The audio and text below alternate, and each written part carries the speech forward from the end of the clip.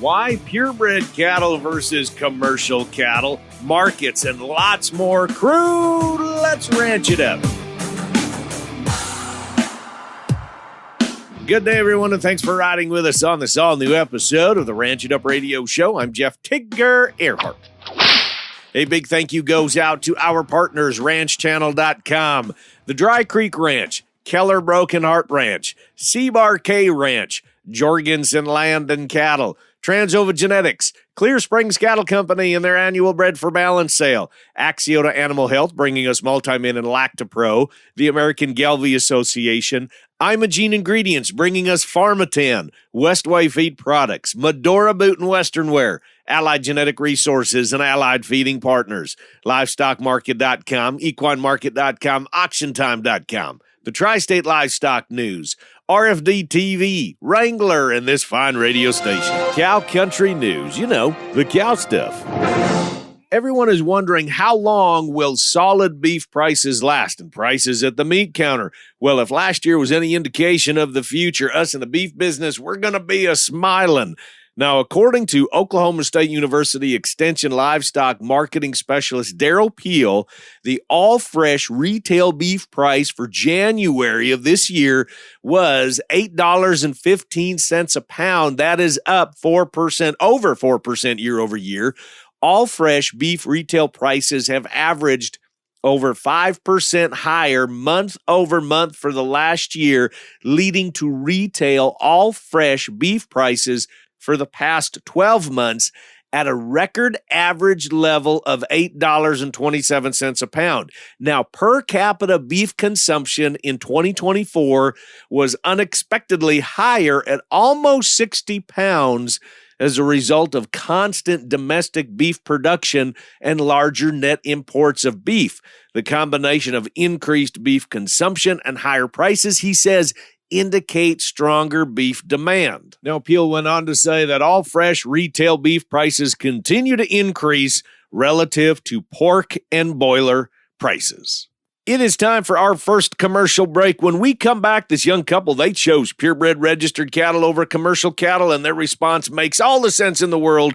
The Ranch It Up Radio Show will be back after this. RanchChannel.com. I'll give you just a few seconds to head there on your phone. RanchChannel.com, your farm and ranch network on demand. Bull sales, western events, product information, right at your fingertips on the ultimate cowboy-friendly platform. Want to follow up-to-date markets? RanchChannel.com. No need to dig for information on all these different websites. It's all right there on RanchChannel.com. Y'all are loving it now, aren't you? LivestockMarket.com. We hear from the crew at LivestockMarket.com every week. Bulls, cows, bred heifers, open replacement heifers, cow-calf pairs, feeders, and stockers, horses, pigs, goats, sheep, show stock, hay and straw, and even alpacas, all listed on LivestockMarket.com. Private treaty, online auctions, and on-site auctions. Buying or selling, gauge the market, do some research. Check out LivestockMarket.com. And don't forget, they brought you AuctionTime.com and EquineMarket.com. Are you looking for the best way to raise healthy, productive beef? Look no further than Westway Feed Products. Westway's liquid supplements support increased forage utilization, efficiency, convenience, and sustainability. With Westway Feed's scientifically formulated liquid feed, your cattle will gain weight faster and stay healthier, ensuring you get the best return on your investment. Visit westwayfeed.com or call 800-800-7517 to learn more. Westway Feed Products, raising the bar in beef production one supplement at a time. Cattle Battle. Welcome back to the Ranch It Up Radio Show, the most information packed into a 30-minute program that you can find at your All Things Ranching newscast, and so glad to be hanging out with y'all. Questions, comments, concerns, criticisms, rants, it doesn't matter. Give us a call or a text. That phone number is 707-RANCH-20. That's 707-726-2420. The email, ranchitupshow@gmail.com, and prowling around social media at Ranch It Up Show. Getting in the cattle business, it's relatively easy for the most part. Buy cattle, get them to their next destination, like the feed yard, pasture, what have you, and then sell cattle. Bam! Y'all got yourself in the cattle business, but staying in the cattle business is the tough part. Now, what about getting in the seed stock business with a young family and staying in that business? That is the story of Dry Creek Ranch from Amidon, North Dakota. Max and Haley Robison have all the makings for success: the passion, the drive, commitment, tenacity, talent, stubbornness. I'm going to throw that in there too. And the business is Red Angus seed stock for Max and Haley. And now they grew up using various different breeds and finally decided that Red Angus is where they need to position themselves. And they're going after this dream full time. Now, did I mention that they are a young couple starting off completely on their own? Now, they're using every available tool that they can right now to improve their genetics of their cow base, from AI to embryo transfer to genomically enhanced EPDs. And this is where the story gets inspiring. So, Max, hey, thanks for taking time away from the cattle and getting ready for your private treaty sale and your leather shop. We'll tell you all about that in just a few minutes as well, to sit and visit with us and tell your story. So let's just jump right into this. Most people starting in the cattle business, they purchase commercial cows and they get themselves a bull, and there you go, they're in the business. But you and Haley, oh no, it is tough to get in the seed stock business starting out. Let's just dive right into this, because let's be honest, the amount of money that you need to put towards your seed stock, towards your brood cows, why didn't you and Haley just go down the road of getting some commercial cows, try to get your numbers built up, try to, kind of move that cash flow? You decided, nope, we are going to get in the Red Angus business. We're going to raise bulls, and this is the avenue we're going to go down. That's a tough one. Why did you decide to go that way versus maybe just on the commercial side and then maybe slowly build into the seed stock side? Well, originally, so we, like you said, we kind of started with very little. We had some grass to run on, Haley's family's grass, and she had some red cows, and it was just one of those things. We grew very slowly, and I mean, we're still in the growth, but it was one of those things that we could get, I guess we could find better types in smaller bunches if they were registered. And then visiting with the guy, he and his family run a lot of cattle. And I was talking to him, I said, man, this kind of stinks. We got, 30 head of cows, and it's just tough. And he says, well, you're in a unique situation where you can be very, very picky about what you buy and the type of cattle you bring in. He said, we're at a scale where if we need cows, we need a lot of them, and we can't be as picky. He says, you can be super picky now and build your herd exactly how you want it. Oh. Mm-hmm. And so that was probably the best thing I'd heard to that point, because it didn't make me feel so bad that we were a smaller producer and just building slowly. But we did it that way. And then, of course, like you said, cash is king and cash flow. And if you can't have many cows, you should have cows that can produce the most for what you have. And so we figured that registered was probably, yes, it's a large input, but looking at it now, the cows we bought, I don't think any of the bred cows that we've bought in the past are cost any more than your run-of-the-mill commercial cows right now. But 2-3 years ago, that was a lot of money, and now it doesn't look so bad, and we're able to get higher value calves out of that. And just with being very selective with what we breed to, I guess there's a lot in every breed, there's some really, really hot sires, hot cow lines. And to us, we are building, and to go along with having a cow herd that we're still building, we select bulls that will produce females. And if we get a good bull as a byproduct, those are the ones that we are comfortable selling. We do use a couple sires that are more on the growth terminal side, but we know that there are producers that they need those type of bulls, so we're going to use them. but a lot of our bull selection goes into, will they make good females, and then go on from there. So we try to follow what's going on in the breed, but we want to make sure that we're selecting cattle that work for us, that do well in our environment, and that we like, and hopefully somebody else likes them too. And that's kind of been our mentality. And I need to bring this up to you and Haley. It has not been easy for the two of you. I mean, you have had to grit your teeth. You said you had the opportunity to have a little bit of grass from Haley's family, but I know what that's like. That's a lot of times just a little bit of grass, where you have had to start from scratch, from nothing. That's a good thing in a way, like you said, where the old gentleman mentor for you said you can build it however you want, but then on the other side, it takes a long time to build that. So I've enjoyed watching your family, new in the business, grow and grit your teeth and bite in and try to do the best that you can. And one of the things that a lot of us have to do is we have to offset our farm and ranch income another way. And so you've got a saddle shop and you have done leather work for a long time. Still waiting on some projects that I put your way, Max. Just going to put that out there and I'll put you on the spot. I've been waiting this for how many months? But no, in all seriousness, you have to kind of maintain the saddle shop too, just to keep cash flow coming, to keep lights on in the house and food on the table.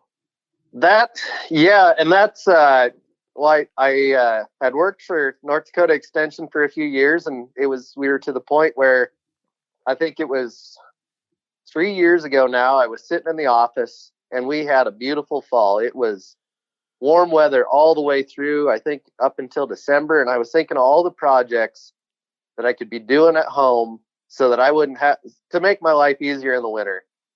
And just thinking about it, we ran the numbers, and I'd been doing my leather stuff on the side, of course. And Haley kind of said, well, she built me a website, and we decided to make that jump, so to speak. And it's turned out really well. I do a bunch of custom stuff, and yes, I'm a little slower than some because the big thing to me is we're stewards of the cattle first. They rely on us, and I need to be taking care of them to the best of my ability first. And the leather stuff, I will get all the projects done at some point. I'm not as bad as some saddle makers that it's 5-6 years down the road, but so are you saying put your orders in now for Christmas of 2025? Is that what you're saying, Max? Yes. Well, and by then, summer is a great time to order for Christmas. But yeah, it's been a very good supplemental income for us, and it's something that, especially during calving, is pretty easy because I can keep a fire rolling in the shop all day and go out and do my checks, and hopefully I don't have any problems to deal with and get right back to work. We're talking the Dry Creek Ranch. You're having your private treaty sale, an actual kind of a sanctioned day. You've got for your numbers, you've got 20 plus bulls that are out there, really superior genetics. I went through the sale book myself. I'm familiar with them. It's on March 1st. So tell us a little bit about this. I know videos and catalog information is available at ranchchannel.com. But on March 1st, you've got kind of an open house. And so is this for friends and neighbors to come over? And do you have the bulls priced? Is that where you're at, where, okay, this pan is so much, this pan is so much, this pan is so much? If people want to come view bulls, they're welcome at any time now.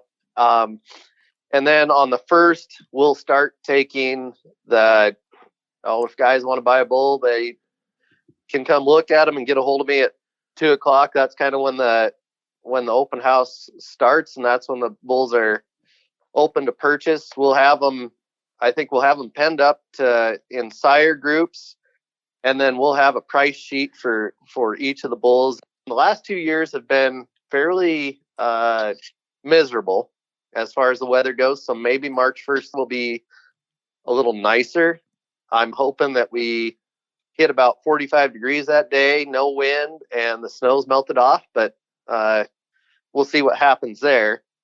but yes, we'll have everything available to view. We'll have the supplement sheets on all of them. So we'll have scrotal and frame scores and things like that, and all the updated EPDs on those cattle. No, and then we can kind of talk about anything that we have out there that's out of one of our brood cows. Kind of visit a little bit about what those cows have produced in the past and how they've done.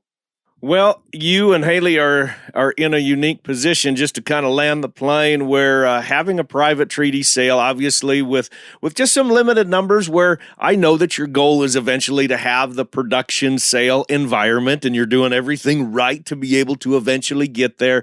But I do got to say, with the private treaty option, it requires potential buyers to develop a relationship with you and your family, because there is that one-on-one. There's not that instantaneous, that 30 seconds make a decision when we're selling bulls.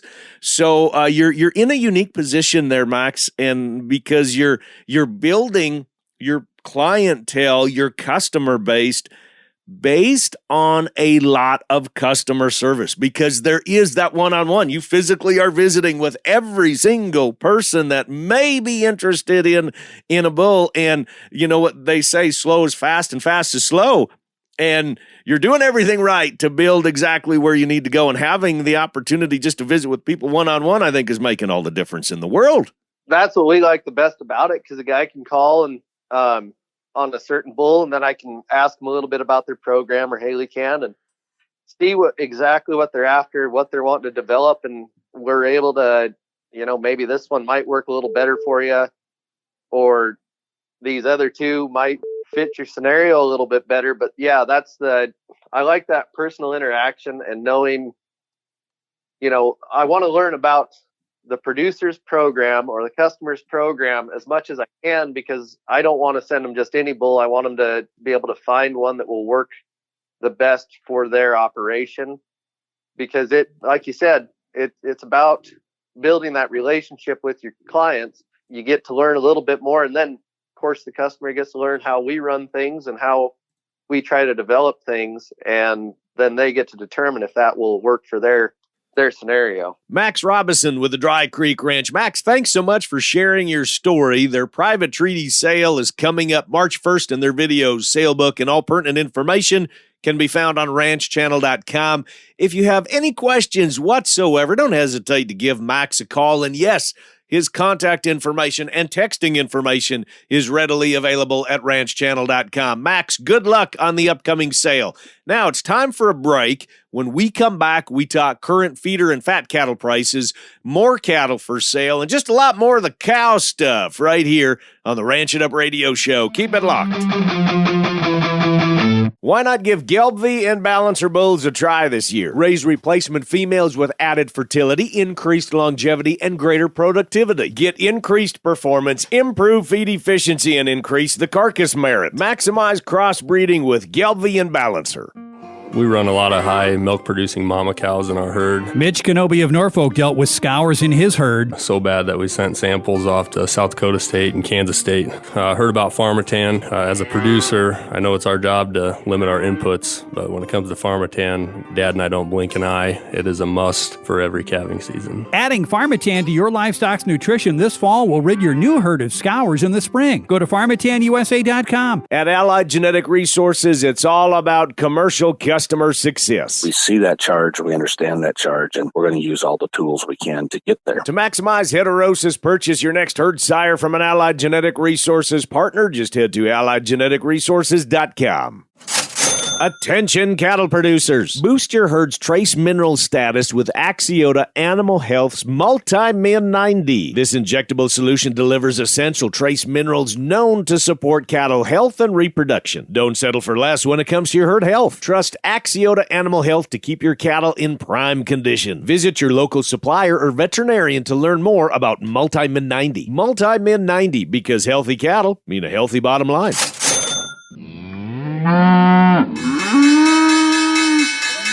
Welcome back, everyone, to the Ranch It Up Radio Show. That time in the program, we check in with Kirk Donsbach, StoneX Financial Incorporated, recapping the markets from last week. Kirk, what's going on numbers-wise? What's happening? Well, we'll jump right into it, Tigger, as of Friday, February 14th. And I will remind you that was Valentine's Day, Tigger, so I hope you didn't drop the ball there.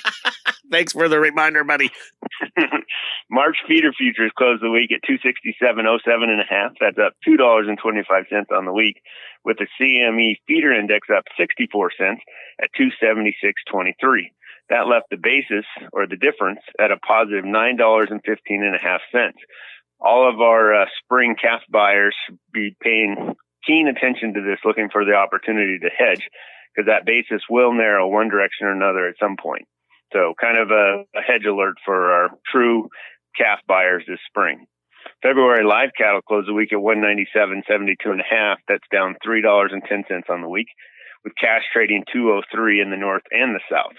That left the 5-area weighted average down 427 at 202.84, and the basis versus February futures at a positive $5.11.5. So also a pretty wide basis in live cattle. Weekly slaughter was 561,000 head. That's down 23,000 head from last week and 47,000 head lower than the same week last year. Dress weights were down 2 pounds at 872 pounds, which is 40 pounds over last year. So very heavy weights. Combined, weekly slaughter and the high weights leaves our production at 4.1% less than last year. Choice boxes closed the week down $7.17 at 314.70. So continued weakness there. We really need to see that catch hold. To wrap this up, March corn futures closed the week at 496.5. That's 9 cents on the week, continuing to trade between the $4.80 and $5 level for corn. So, Kirk, I got a quick question for you, and that is when prices are really good right now, everybody's talking about them. Like, for example, it's bull sale season, so we constantly we're on DV Auction and CCI Live and Live Ag and Superior. I mean, we're on them all. We got all the screens going, watching all the bull sales, and at the beginning of them, the sale manager and owner, they're talking about the good cattle prices. So in your business, do you have people that will come into your office and visit more when prices are, I shouldn't say come into your office, I should say reach out when prices are higher like this versus when prices are lower? Do you see, I was just curious about that. I would say as far as new clients or new interest, I would say it's actually the inverse. There's probably more new interest when prices are low. People trying to correct a bad situation. Unfortunately, it's already too late by then. With that being said, I'd also say that existing clients or people that are already watching the market are probably more active at high prices, if that makes sense. Gotcha. It does. I was just kind of curious about that because I have your newsletter open every time when you and I visit, which, by the way, if you would like to receive Kirk's newsletter, which is very good, it just recaps the markets. Just very briefly, kind of shows what we've done. Kirk, fire us your email or how to get a hold of you if people want to get that newsletter. Let's go with the phone number, Tigger, because I think that's the easiest to communicate on this platform. 406-301-8139. Hey, all. Mark VanZee with LivestockMarket.com. This week I have a fantastic lineup of production sales to tell you about. Tuesday, February 25th, Conley Angus will host their 34th annual Genetics for the Long Run production sale in Vallier, Montana at 1 o'clock Mountain Time, offering 120 top quality bulls. The entire sale offering is genomic tested. Wednesday, February 26th at 1 o'clock Central, Homestake Ranch of Woolsey, South Dakota will host their 11th annual bull and female sale, selling 25 Simmental bulls, 20 Red Angus bulls, 4 Charolais bulls, along with 12 Simmental heifers, 8 Red Angus heifers, and 5 Black Angus heifers. Friday, February 28th, Fiedelsbacher Ranch of Bodle, South Dakota will host their annual Simmental and Angus bull sale at 1 o'clock p.m., selling 90 of their best Simmental and Sim Angus bulls. Saturday, March 1st, Thorsten's Lazy TV Ranch of Selby, South Dakota will host their 44th annual Balancer, Sim Angus, and Angus bull sale at 1 o'clock, selling 103 Black Balancers, 45 Red Balancers, 44 Red and Black Sim Angus, and 28 Angus bulls.